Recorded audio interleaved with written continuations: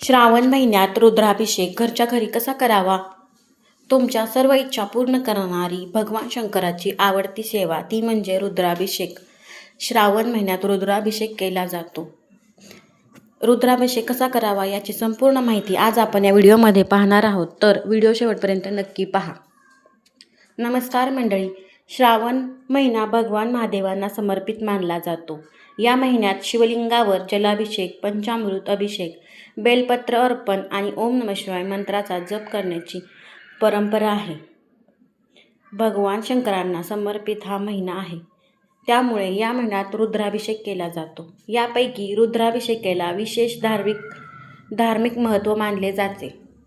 आजच्या व्हिडिओमध्ये आपण रुद्राभिषेक म्हणजे काय, तो का करावा, कोणते साहित्य लागते, श्रावणात घरच्या घरी रुद्राभिषेक कसा करावा, कोणते मंत्र म्हणावेत आणि पूजा पूर्ण झाल्यावर काय करावे हे सविस्तर पाहणार आहोत. तर रुद्राभिषेक म्हणजे काय? भगवान शिवांच्या रुद्र स्वरूपाची मंत्रोच्चारासह पूजा करून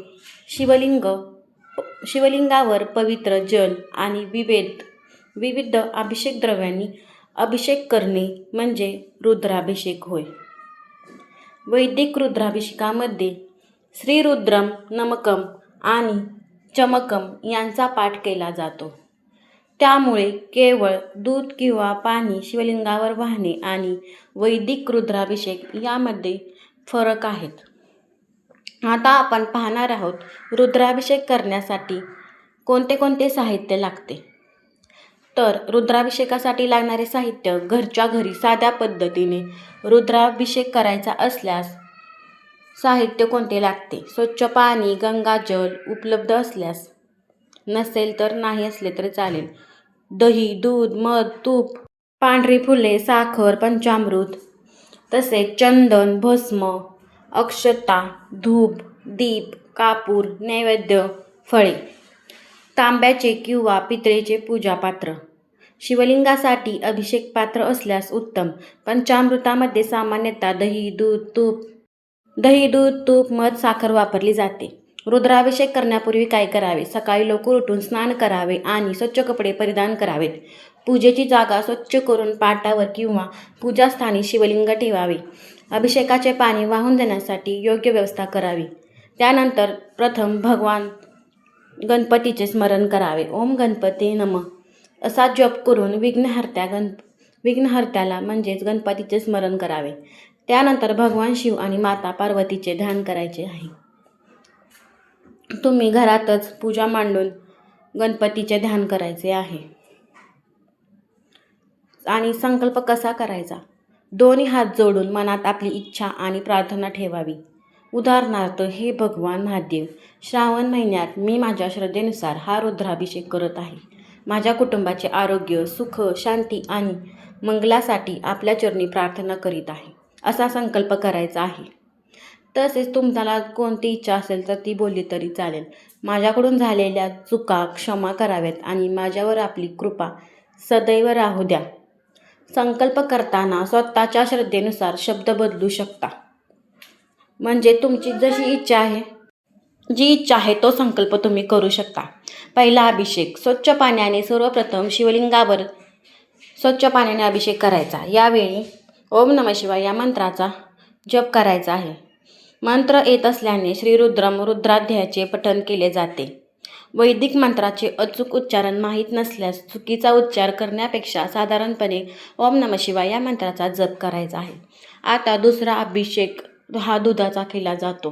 दूध यानंतर श्रद्धेनुसार दूध अर्पण करावे. दूध अर्पण करताना ओम नमः शिवाय असा जप करावा. दूध अर्पण केल्यावर पुन्हा स्वच्छ पाण्याने शिवलिंग स्वच्छ करायचे आहे. आणि त्यानंतर येतो पंचामृत अभिषेक. यानंतर दूध, दही, तूप, मध आणि साखर यांचे पंचामृत तयार करून त्याने अभिषेक करू शकता. पंचामृत अभिषेक करताना देखील ओम नमः शिवाय जप करायचा आहे. परंपरेनुसार प्रत्येक द्रव्याच्या अभिषेकानंतर पाण्याने अभिषेक करून शिवलिंग स्वच्छ करायचे आहे आणि त्यानंतर पुन्हा जलाभिषेक. पंचामृतानंतर शिवलिंगावर स्वच्छ पाणी किंवा उपलब्ध असल्यास गंगाजल अर्पण करायचे. यामुळे अभिषेकाची प्रक्रिया पूर्ण करून शिवलिंग स्वच्छ केले जाते. तसेच बेलपत्र कसं अर्पण करायचं? रुद्राभिषेकानंतर भगवान शिवांना बेलपत्र अर्पण करावे. बेलपत्र स्वच्छ धुवून श्रद्धेने अर्पण करावे. बेलपत्र अर्पण करताना ओम नमः शिवाय म्हणत ते शिवलिंगावर ठेवायचे आहे. भगवान शिवांना अतिशय प्रिय आहे बेलपत्र. शिवपूजेची पुढील पद्धत.